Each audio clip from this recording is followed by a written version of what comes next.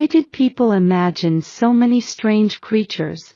A long, long time ago, people didn't have books or the internet to help them understand their world.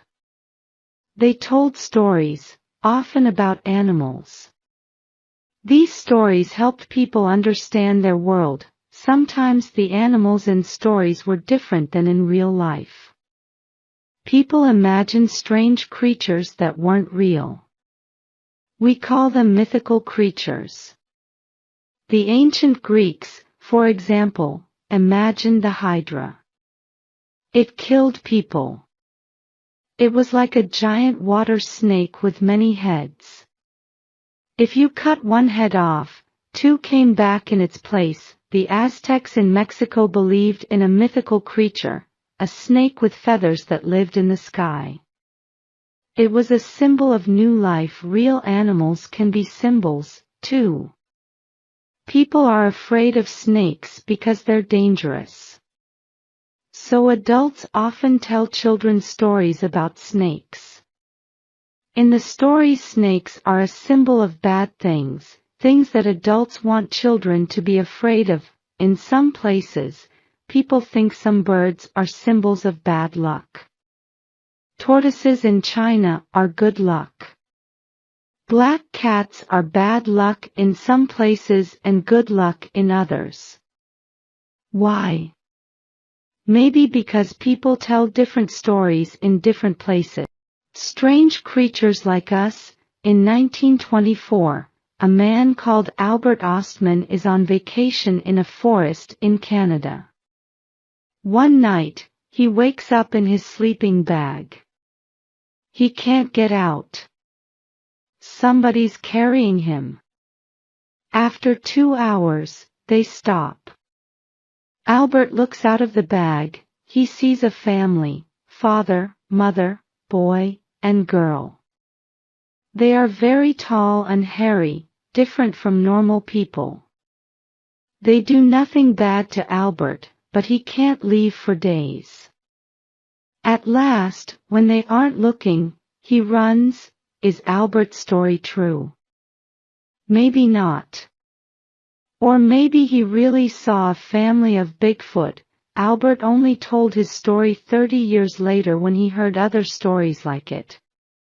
Many people today say they saw a Bigfoot. But nobody caught one to show to other people. They say a Bigfoot is very tall, 2 or 3 meters. It has a lot of hair on its body. In the west of the USA, there were other stories of wild men with long hair on their bodies. Stiyaha were wild men that came at night and took children. Skookums were cannibals, they ate other people. And there were other wild men that only took people's fish. Today, all these American wild men are called Bigfoot. There are stories of wild men in many countries. In the Himalayas, they say there's a creature called the Yeti, or the wild man of the snows. Some people say they saw one, but other people think it was only a bear.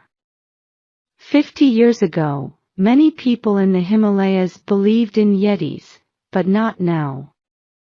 But today, some people visit the Himalayas to try to find one. In Japan, there are stories of a creature like a short man, called the Hibagon. It has black hair on its body, but white hands and feet. Why do people in very different places believe in the same kind of wild men? Maybe it's because there are animals that are like people. For example, there are bears in the mountains of North America and the Himalayas. And in Borneo, there is the orangutan. This animal is sometimes called the old man of the forest. And gorillas in Africa are like big people with a lot of hair. So maybe orangutans and other animals are behind the stories of wild men. Monsters and mermaids. There are lots of stories about strange sea creatures. Hundreds of years ago, people didn't know much about the world. They made maps of the parts they knew. But on their maps, there were white, empty places.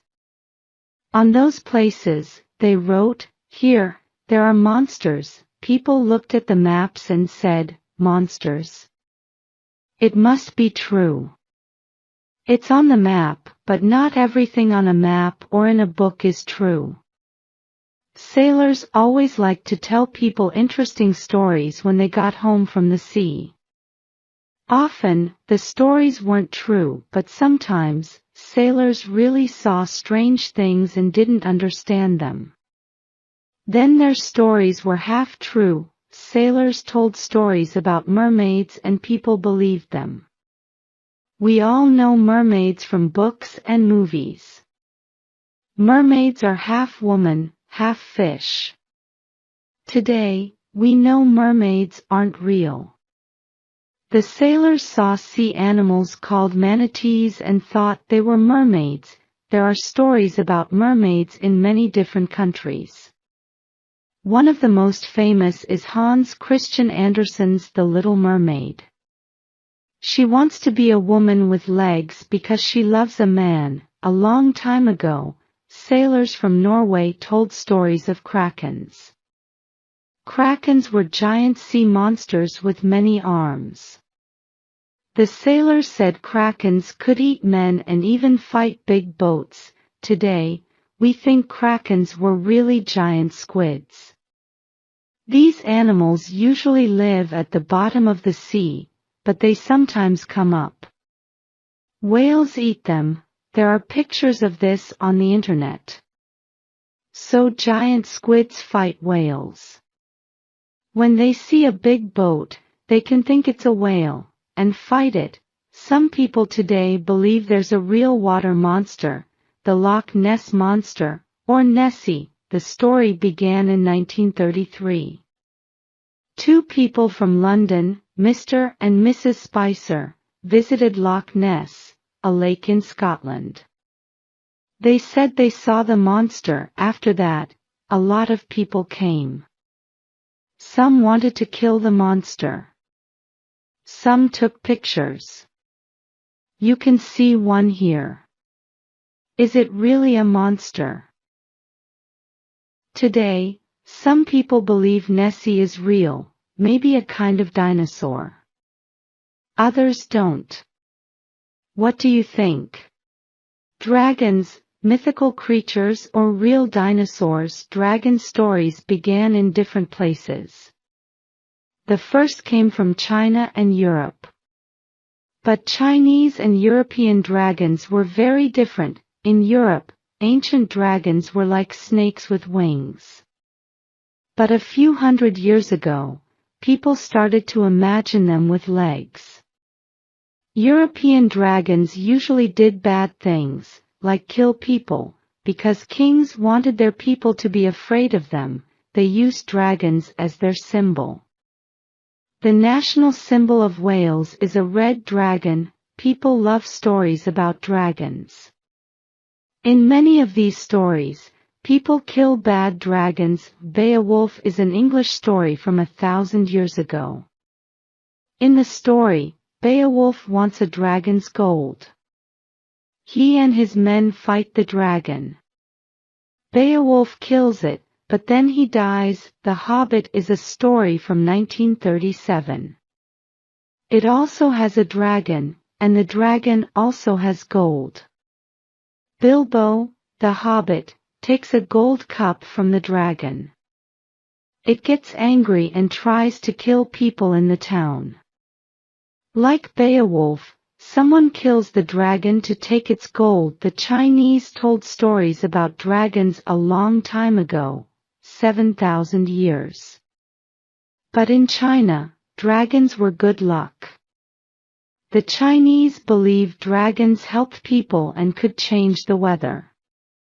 Some stories say dragons taught people to talk. Like kings in Europe, the most important men in China used dragons as their symbol. A story says that the first kings of China were from a dragon family. In the 1970s, many Chinese people began to say they were children of the dragon. For the Chinese New Year, people make paper dragons and do a dragon dance in the streets. They love dragons. Why did people tell dragon stories? Maybe ancient people just enjoyed telling stories to make their children afraid. Or maybe they found giant dinosaur bones and thought they were from dragons. They didn't know dinosaurs died long ago. So maybe they thought dragons were real animals. There are animals that are a little like dragons. They're called monitor lizards. Monitor lizards are usually big. The Komodo dragon from Indonesia, for example, can be 3 meters long.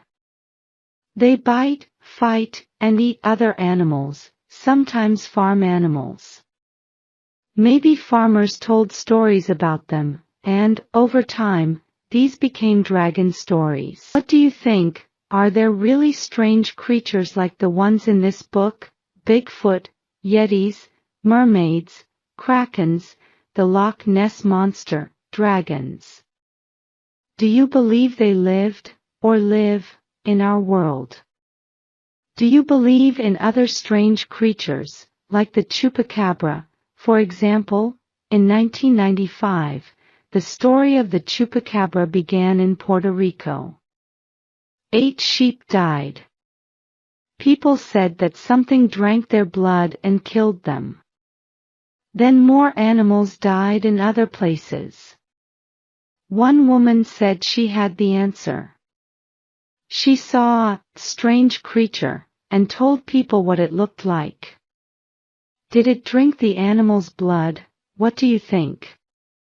Are there really chupacabras? Some animals drink blood, for example, the vampire bat, but not all the blood in a sheep. Many people studied the chupacabra story. One man said the woman's strange creature was from a movie she saw, called Species. Her story was the same as the movie. Scientists said the creatures were sick wild dogs with little or no hair, but now there are chupacabra stories in the USA, Russia, and other places. Are they all wrong? Do you have stories of strange creatures in your country? What are they? Do you believe them? Why or why not? Maybe all the stories in this book are true. The world can be a strange place. A lion was going on a journey. On the way, he found a pot of honey. This looks good to eat, the lion thought. I'll take it with me. So he picked up the honey and tried to carry it. A monkey saw him. She liked honey. Hello, lion, she called out. What are you carrying? My honey, the lion answered. It's difficult for you, said the monkey. You don't have any hands. I have an idea. Let me ride on your back, and give the honey to me. I will hold it for you. The lion was happy. That is a good idea, he said. Jump on my back, monkey, and hold the honey for me. But don't eat any of it. If you do, I will be very angry. And the lion opened his mouth, and showed the monkey his long teeth. The monkey climbed onto the lion's back, and the lion walked on. The monkey looked at the honey in her hands. It looked delicious. It smelled good. She put her finger into the pot, and licked it. The honey tasted wonderful. She put her finger into the honey again. What are you doing? Asked the lion. Are you eating my honey? Oh no, no, said the monkey. I am holding it very carefully. The monkey took her finger out of the honey. A drop fell on the lion's head. The lion stopped walking. What was that? He said. Was that my honey? Are you eating it? No, oh no, said the monkey. It was a tear. I am crying. and my tears fell on your head, your tears. Why are you crying? Asked the lion. Are you sad? Yes, said the monkey. I'm very sad, because my mother is dead, your mother. When did she die? Many years ago. Then don't be sad, monkey. Don't cry. All animals must die. You and I will die one day, and the lion walked on. Soon, the monkey finished all the honey. The pot was empty now. The monkey was worried. The lion will be angry, she thought. Lion, she called out. I must go now. My relatives live near here. Take your honey. She jumped off the lion's back and threw the pot at him. Then she began to run away. The lion looked at his pot. It was empty. You have eaten all my honey, he roared. Come here, you thief. I will punish you. The monkey jumped up into a tree. The lion jumped up too. He caught her tail in his mouth and bit it off. But he couldn't catch the monkey. She ran away from him, into the forest. The monkey was angry with the lion now. My poor tail, she thought. I have lost my beautiful tail. She looked down at the ground. The lion was still there. He was watching her. She jumped into another tree. The lion followed her. I'll catch you, you wicked monkey, roared the lion. I will find you easily. You are the monkey with no tail, thought the monkey. The lion is right. It will be easy for him to find me, because I have no tail. She ran on, through the trees. I must find my family, she thought. Soon, she came to a big group of her relatives. They were sitting in the trees, eating fruit. What happened to you? They all said. Where is your tail? My tail? The monkey said. I cut it off. It was a long, ugly thing. It was always dirty. It's much better without a tail. Look at me. I'm beautiful now. I'm very happy without my tail. It's true, all the other monkeys said. Tails are long and ugly. You are beautiful now.